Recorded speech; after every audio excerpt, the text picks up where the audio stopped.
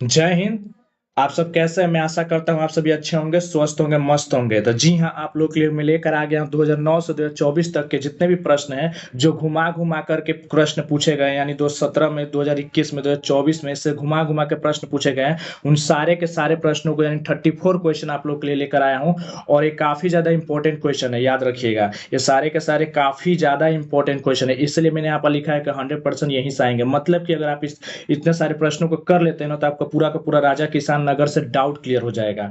मतलब कहने का मतलब इसमें से ऑब्जेक्टिव आपका ये जो 34 ऑब्जेक्टिव क्वेश्चन है, कुछ ज़्यादा ही इर्द-गिर्द घूमते हैं मतलब क्वेश्चन के, ठीक है? ये काफ़ी घुमा-घुमा कर इस चैप्टर से ऐसे सवाल प्रश्न पूछे जाते हैं और इक्का-दुक्का क्वेश्चन आउट हो जाता है, लेकिन ज़्यादा से ज़्यादा प्रश्न यही रहते हैं, क्योंकि मैंने काफ़ी उठा करके देखा, कुंजिका वगैरह, गाइड वगैरह, इसमें रिपीटेड क्वेश्चन है, ठीक है?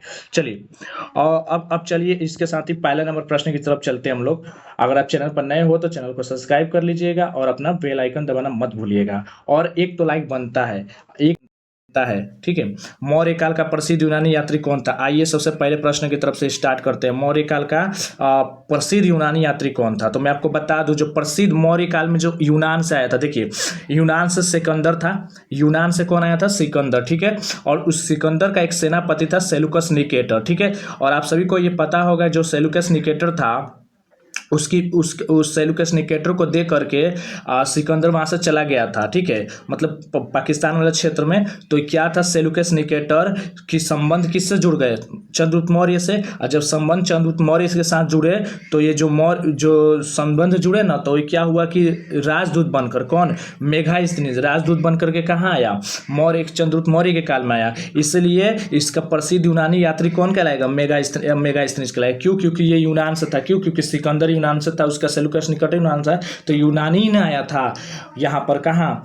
पाटलिपुत्र में। तो याद रखिएगा, मेगास्थनीज होगा इसका राइट आंसर, ठीक है। चलिए, मैं इसके साथ एक्सप्लेन भी करता चलूंगा काफी ऐसे क्वेश्चन को, ताकि आपका एक्सप्लेन भी डाउट क्लियर होता चले। चलिए सेकंड नंबर प्रश्न की तरफ चलते हैं। देखिए, अशोक किस वंश का शासक था? आप बताइए, अशोक किस वंश का शासक था? तो ये तो आप बिल्कुल जानते होंगे, अशोक किस वंश का शासक था? तो मौर्य वंश से। काफी ज्यादा क्वेश्चन पूछा गया है, ये बहुत बार क्वेश्चन पूछा गया है, ठीक है।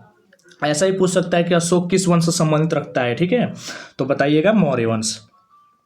चलिए तीसरे प्रश्न की तरफ चलते हैं। थर्ड नंबर प्रश्न देखिए क्या कह रहा है। तीसरा प्रश्न हम लोग के लिए कह रहा है, ध्यान दीजिएगा यहाँ पर। थर्ड नंबर थोड़ा सा मैं बड़ा कर लेता हूँ ताकि आपको दिखने लगे। तीसरा क्वेश्चन देखिए क्या कह रहा है।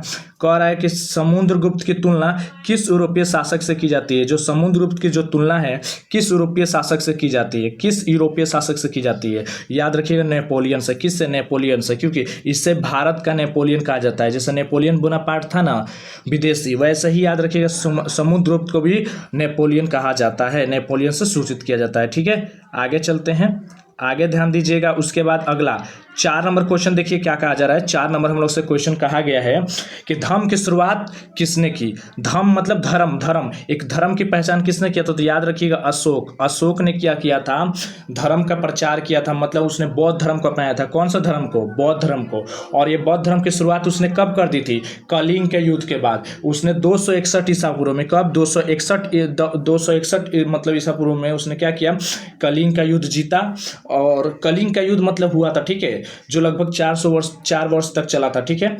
और इसमें क्या हुआ था, जो कलिंग मतलब उड़ीसा, जो नया नाम उड़ीसा हम लोग का दक्षिण जो क्षेत्र पड़ता है उड़ीसा, वहां पर उसमें लाखों करोड़ों मतलब लाखों हजारों को मार डाला था, ठीक है। खून की होली खिला दी थी, ठीक है। उसके बाद जब उसने देखा खून की होली खिला दी, उसके बाद दिल में परिवर्तन हुआ, उसका बदलाव हुआ, तो उसने किसकी शुरुआत कर दी? तब उसके बाद उसने एक नया धर्म अपनाया, बौद्ध धर्म, ठीक है। और उसने बौद्ध धर्म का बहुत जोरों शोरों से प्रचार करना शुरू कर दिया, ठीक है।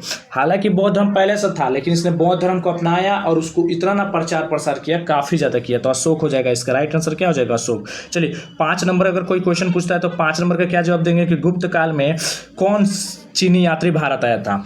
अब मैं आपसे बोलूं कि गुप्त काल में कौन चीनी यात्री भारत आया था, तो याद रखिएगा, जो गुप्त काल था ना, उसमें चीनी यात्री फाहियान आया था। कौन आया था? फाहियान, ठीक है। गुप्त काल में फाहियान आया था, ठीक है।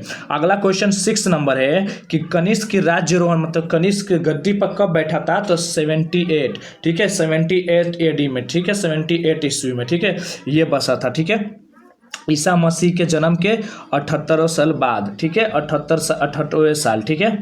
आगे चलते हैं।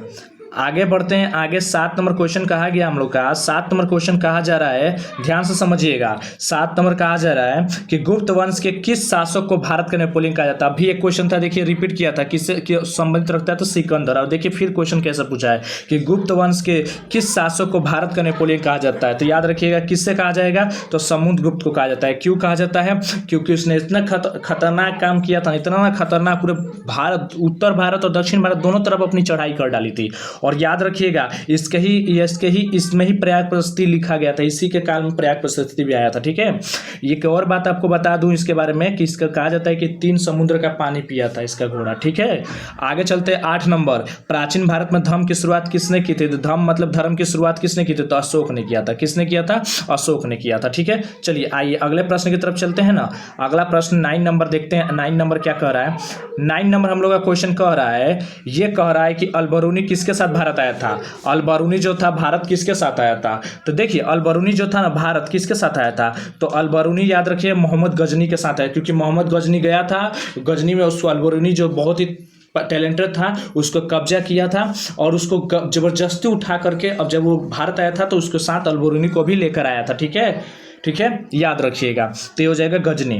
ठीक है, मोहम्मद गजनी। ठीक है, प्रयाग प्रशस्ति किस राजवंश से संबंधित है, याद रखिएगा जो प्रयाग प्रशस्ति गुप्त, और किस गुप्त शासक कौन था, तो समुद्रगुप्त क्या था, कौन था, समुद्रगुप्त। याद रखिए समुद्रगुप्त ने ही प्रयाग प्रशस्ति का ये जिक्र उसी के काल में प्रयाग प्रशस्ति आया गया था।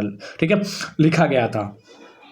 भारतीय इतिहास का कौन सा काल, प्रयाग प्रशस्ति का मतलब होता है, एक और बात याद रखिए, प्रयाग प्रशस्ति का मतलब होता है कि किसी की प्रशंसा में लिखी गई अभिलेख, मतलब किसी की प्रशंसा की गई है उस पर, कोई भी चीज़ अगर पत्थर पे या कहीं पर भी लिखी गई है, शिलालेख पर कहीं पर, तो उसकी प्रशंसा की गई है उसमें। ठीक है, याद रखिएगा। और इसमें समुद्रगुप्त की प्रशंसा की गई थी। 11 नंबर, भारतीय इतिहास का कौन सा काल स्वर्ण काल कहलाता है, मतलब सोने का काल कहलाता है। याद रखिए गुप्त काल। जब गुप्त काल आया ना तो ये स्वर्णिम काल में बदल गया, मतलब यहाँ पर सब कुछ कला, संस्कृति, विज्ञान, सविज्ञान, कला, डांस, नृत्य, सब तरह के, सब गंधार कला, सब चीज़ में क्या होने लगा, विकसित होने लगा, तबतोड़ धके विकसित होने लगा। ठीक है, चलिए 12 नंबर प्रश्न कह रहा है हम लोग का। 12 नंबर देखिए क्या कर रहा है कि अशोक के अभिलेख को पढ़ने वाला प्रथम व्यक्ति था।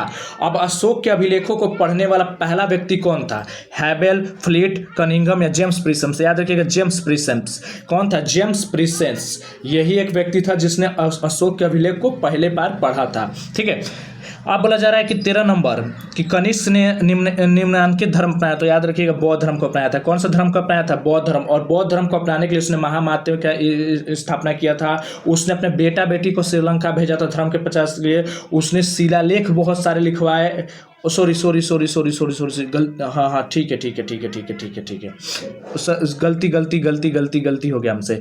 अशोक ने किया था, कनिष्क ने किस धर्म को अपनाया था, बौद्ध धर्म को अपनाया था। ठीक है, लेकिन ये काम जो था वो अशोक ने किया था। मुझसे सॉरी निकल गया, मैं बताना चाहता था, मुझे लगा ये अशोक है। ठीक है, लेकिन कनिष्क का याद रखिएगा, ये बौद्ध धर्म को अपनाया था। ठीक है, और इसी के समय एक और याद रखिएगा, चौथी जो बौद्ध संगीति हुई है ना, इसी के शासनकाल में हुआ था और इसी ने करवाया था। और कहाँ हुआ था, तो जम्मू कश्मीर में हुआ था। ठीक है, कुंडलवन बिहार में हुआ था। ठीक है, और इसी, एक और बात याद रखिएगा, इसी बौद्ध संगीति में, कनिष्क के इसी बौद्ध संगीति में जो दो संप्रदाय में बंट गए थे। बौद्ध धर्म कितने संप्रदाय में बढ़ गया था, 2 संप्रदाय में, एक हीनयान एक महायान, 2 संप्रदाय में यहाँ से टूट गया था। और कहा जाता है इसके बाद कोई बौद्ध संगीति पूरा सक्सेस नहीं हो पाई थी। ठीक है, चलिए 14 नंबर प्रश्न कर रहा है कि शिशु नागवंश और नंदवंश का केंद्र क्या था। केंद्र मतलब कहाँ से शासन कर रहे थे, याद रखिएगा मगध। उनका मेन जो सेंटर होता था मगध था। ठीक है, याद रखिएगा।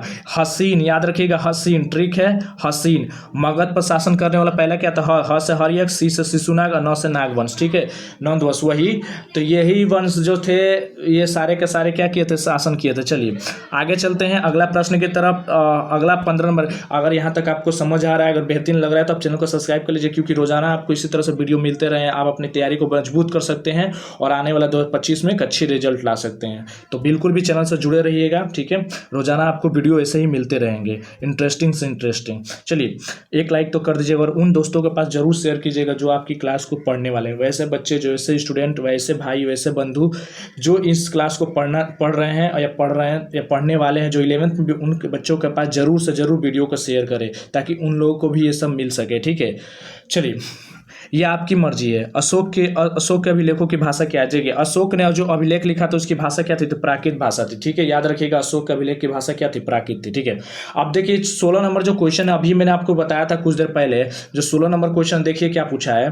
पूछा है कि चौथी बौद्ध संगीति किस शासक के शासनकाल में हुआ था? तो याद रखिएगा कनिष्क के शासनकाल में हुआ था। और यहाँ पर जितने भी ये प्रश्न दिख रहे हैं ना, ये रिपीटेड क्वेश्चन है। रिपीटेड क्वेश्चन मतलब बार बार कहीं ना कहीं घुमा घुमा करके पूछा गया और यहाँ पर एक साथ लिखे हैं। ठीक है, यहाँ पर आया है, तो याद रखिएगा ये सारे के सारे क्वेश्चन इंपॉर्टेंट ही नहीं, बहुत ज्यादा। ये देखिए ये क्वेश्चन पूछे जा चुके हैं, ये जितने भी यहाँ पर क्वेश्चन है सब पूछे जा चुके हैं। तो जो पूछा गया क्वेश्चन उसको तो छोड़ना नहीं है, और जो नहीं पूछ रहा है उसको भी अपने से अलग से करना है। वो चिंता मत कीजिए, मैं उसका भी अगले दिन में वीडियो बना दूंगा कि इस चैप्टर से और भी कितने सारे क्वेश्चन हैं जो निकल सकते हैं, और भी कितने सारे ऑब्जेक्टिव प्रश्न बन सकते हैं, वो मैं सारे कराऊंगा। लेकिन ये जितने भी यहाँ पर प्रश्न आपको दिख रहे हैं सारे के सारे प्रीवियस ईयर में पूछे गए हैं, इसलिए इसे अच्छे से निश्चयन करके याद कर ले।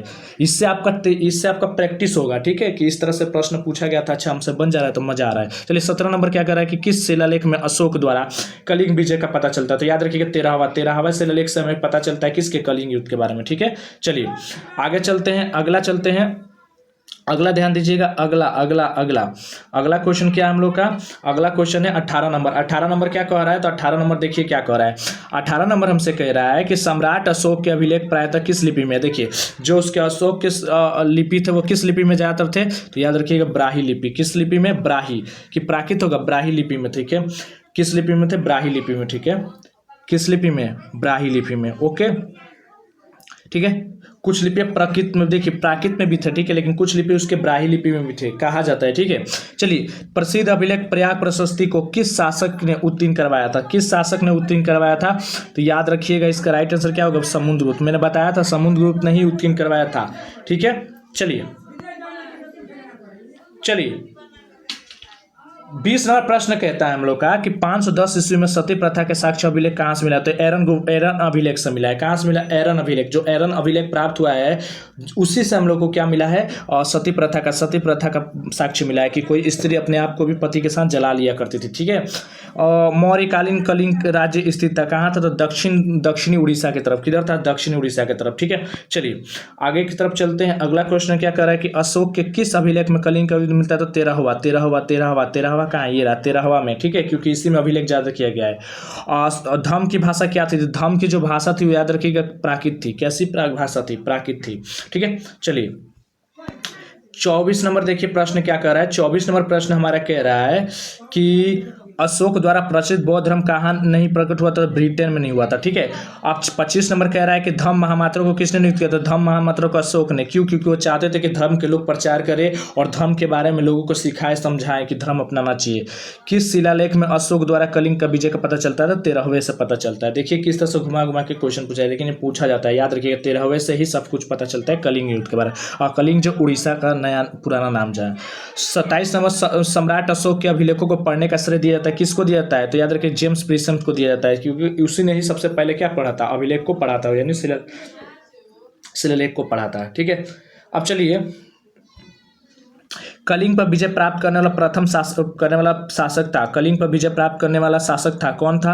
कलिंग पर विजय प्राप्त करने वाला शासक कौन था? तो याद रखिएगा अशोक। कौन था? अशोक। पाटलिपुत्र नगर की स्थापना किस नदी के संगम पर की गई थी? पाटलिपुत्र नगर की स्थापना किस नदी के संगम पर की गई थी? तो याद रखिएगा सोनगंगा पुनपुन। ये हो जाएगा सोनगंगा पुनपुन। ठीक है, अगला क्वेश्चन है कि मौर्य साम्राज्य का प्रथम शासक कौन था? तो याद रखिए मौर्य साम्राज्य का प्रथम शासक चंद्रगुप्त मौर्य थे। ठीक है, चंद्रगुप्त मौर्य थे। ठीक है, चंद्रगुप्त मौर्य ने ही मौर्य साम्राज्य की नींव रखी थी। ठीक है, अगला क्वेश्चन है 31 नंबर कि कलिंग की लड़ाई कब लड़ी गई थी? तो 261 ईसा पूर्व में। कब? 261 ईसा पूर्व में। अशोक किस वंश से संबंध रखता है? तो मौर्य वंश। अभी एक रिपीट किया था क्वेश्चन।